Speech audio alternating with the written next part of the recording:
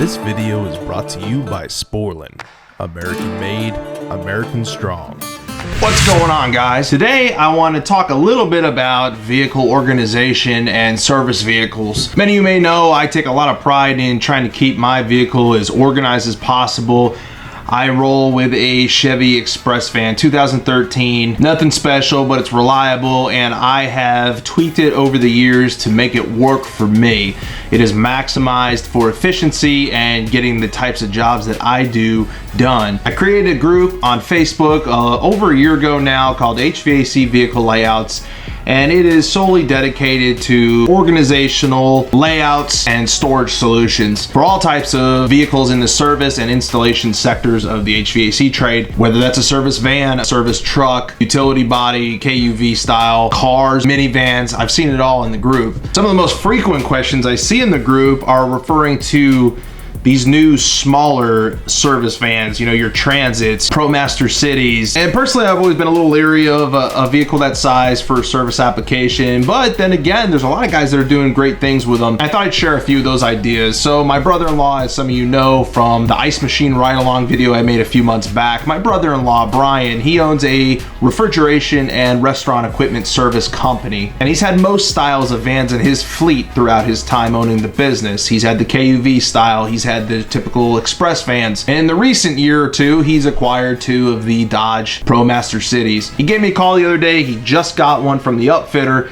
just got done getting a ladder rack and the shelving kit put together. Said, why don't you come by and take a peek at how I've got it laid out? And at this point, I'd say he's got it down to a science for his guys to maximize efficiency with what he does. So we'll go ahead, we'll go check out what he's been doing with the new van, how he's making most use of the space he's given, and how he's overcoming the clear obstacles that can come with a small vehicle. I'll see you over there.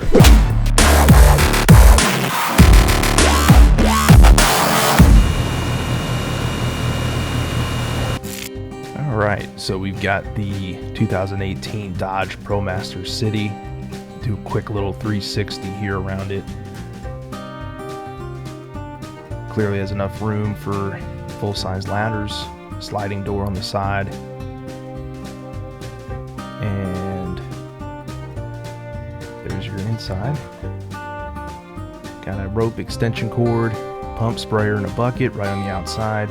We've decked it with 3/4 inch plywood. We've got a full-size 28-foot extension ladder and 2 back-to-back refrigerant tanks, one for recoveries, one for refrigerant. Torches on the side there, easily accessible. And you can see he used the top of that recovery rack to store extra tools, make use of that space. Other side of the van, we've got our refrigerants. These are the most common ones he uses. He keeps his tool bag at the ready and a crate for his extra gases. And you stick a piece of foam in between those and they won't bang against each other when you drive. You can see in the back he's got his gauges, and the shelving is going to be really dedicated to all his tools and kits. Not a lot of truck stock. We'll get into why in a second. But we're going to have all our parts, not equipment parts, but you know, fittings and such, screws, fasteners, tools, cleaning supplies, you know, all those ice machines and stuff like that. So some power tools, some chargers, you know, really just the essentials. Tapes, couple timers, looks like, but definitely keeping the parts truck stock to a minimum. Hoses there, refrigerant hoses, coil cleaners, some copper tubing. Now, the reason why we don't need to keep a lot of truck stock is because Brian's developed a system of totes. See, Hoshizaki and True Cooler, for example, he'll have these totes stocked with parts for specific refrigeration manufacturers, ice machine manufacturers, and have everything you need really to do most repairs on them. When a technician knows he's going to look at a certain restaurant that has a Hoshi, or you know, maybe a True walk-in, reach in, grab the tote, load the tote. That way you're not taking up that precious shelf space on a permanent basis. Load up what you need, return it when you're done.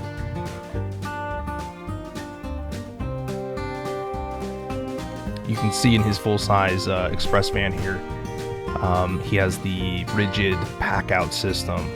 And this is another great idea for that small van. Okay, if you're gonna do installs, grab a pack-out and have all the extra materials and tools and parts that you would need for a typical installation. And in his case, probably a walk-in. This is an older Promaster he has, and you saw he had the pipe, up top to hold tubing or straight hard pipe, and then the Adrian steel drawer is another option for this type of vehicle if you're considering it. Okay, and it's pretty much the length of the back, and a traditional nice clean interior. So that's about it. As you can see, he has taken the time to look at every square inch of that vehicle, as well as not taking up crucial real estate with an overabundance of parts and truck stock. By using that tote system, he frees up a lot of that shelving to just be dedicated to the tools that the technician must have. It definitely takes a special breed to thrive on a system like this. For one, you need to be extremely disciplined with your organization and routinely clean that van to maintain that efficiency and workability out of it. It also really only lends itself to the type of business that I guess the technician knows in advance where he's going, so he has the ability to pick up that right tote at the shop. So I know that Brian's employees work pretty tight and locally to their office area, so it's no big deal for his guys to run back, grab the tote they need, and hit the job site. I know for a lot of guys that work in actually like heating and cooling and stuff like that, it's more realistic to be able to keep a bit of truck stock on the van because there's more universal parts across that spectrum. And for guys like me personally, where I cover a whole swath of the state, central and eastern Kentucky, it's not really realistic for me to go 2 hours away and then get sent to another service call an hour from there.